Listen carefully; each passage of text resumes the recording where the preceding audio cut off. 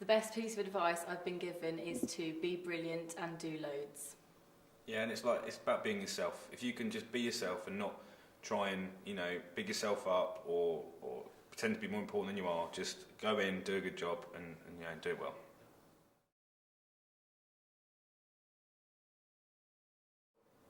The best thing to do is just make sure your book is at the best stage it can be, and just always keep working on it.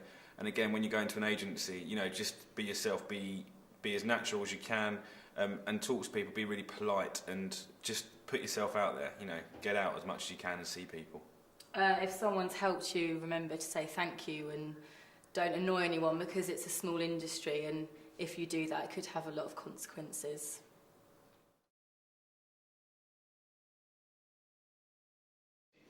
Paul and I went on a workshop with our university at Archibald Ingle Stretton, which we won, and then we got a placement, and from that placement we got our job offering as our secret Santa. But we worked hard, that's basically how we got it. And I was sick in Steve's office, but that's a different story. That is actually how we got hired. Paul was sick in Steve's office, and he was like, I love you. Sounds interesting. Steve, you'll love that. The last piece of work that I saw and thought, wow, that's a really cool piece of work, was the wheat thins piece that they've been doing on Twitter recently.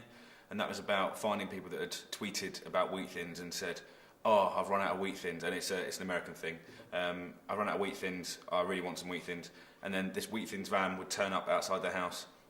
A lorry load of wheat thins, which is a cereal, would just be delivered, and they'd be like, thanks for tweeting about wheat thins. And I just thought it was really nice, and it was really kind of direct.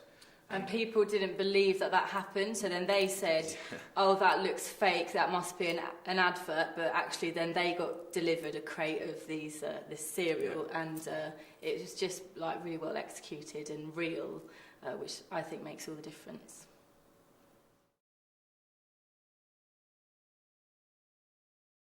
I think the hardest thing about when you first start your job is to deliver the expectation that is around you. So you want to do really good work, and there's a lot of pressure to prove why you are there.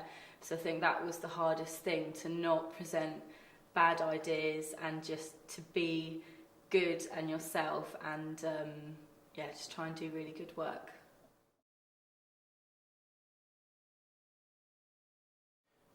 The answer is always in the brief. No matter what that brief is, the answer is always there. So when you've read it, read it again, and you'll find it, and just look for nuggets. What we do is we'll go through with it with a highlighter, maybe underline words, and we'll always have that brief to hand whenever we're working. Well, Laila will always have it to hand, I'll lose mine. We'll always have it to hand, and we'll go through it and just always go back to it. So once you've done something, use it as a checklist, and just, does that fit with the brief? Work within those confines. And don't be afraid to ask questions, or if you think something's wrong or conflicting, just voice your opinion. Your creative director should help you, and the account handlers should then have all the answers for you. So just constantly ask questions and so on, and you'll get the answers that you need.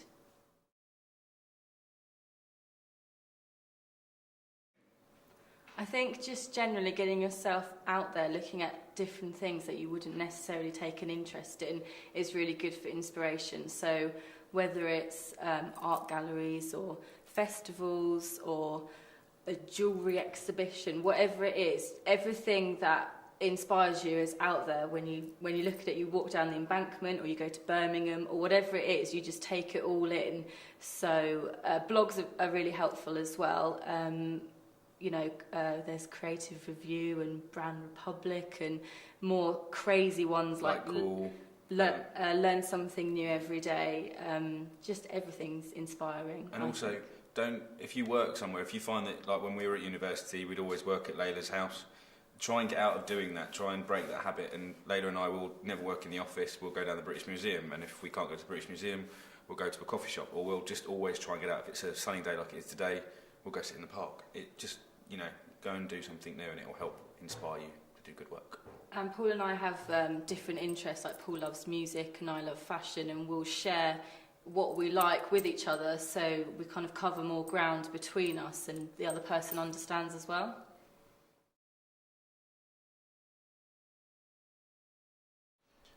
The best piece of advice really, again, is just be yourself. If you're on placement and you're around, professional people who do advertising for a living like you hope to do, involve yourself with them. Ask lots of questions. Get to know these people. Don't sit there in the corner, and just get on with it and sit there, because they won't know you. Half of this job, our job, is talking to people and getting to know people.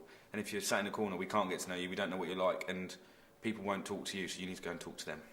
And it's really obvious if someone's busy, so you don't want to talk to someone who you can tell is rushing, or just pick, when someone's not busy, and just pick a moment and go and just talk to them about what work they're doing. Ask them if they need any help, ask them if they want a cup of tea, bring in chocolate biscuits. I know those things may sound a bit petty, but they really help, and you'll remember that person. If everyone's going down the pub on a Friday, make sure you're going down the pub with them. Just get involved in what's going on. Should have said haul yourself out. I wanted to, but Paul and I do have conflicting opinions, but we talk to each other about them and try and kind of fight our corner as such. When to Laila why says talk, she means shout. We talk about why we think this particular idea or design or copy or whatever it is works, and we talk about it together. You are a partnership and you make these decisions together. It's your work and you have to work it out, otherwise you're not going to progress and continue to do good work. I mean, at the end of the day, the reason Laila and I teamed up was that we we started out and we did one brief, and all that went well, and you're going to get one brief out of 5 that you're both going to have a different idea for. But you make that work. That's the whole point of being in a team. 2 brains is definitely better than one on all occasions. So, work together and it'll all be okay. It's like a marriage, actually. Yeah. And when there's a problem, you work it out because you want to be together in the future. Yeah, that's nice. Thanks.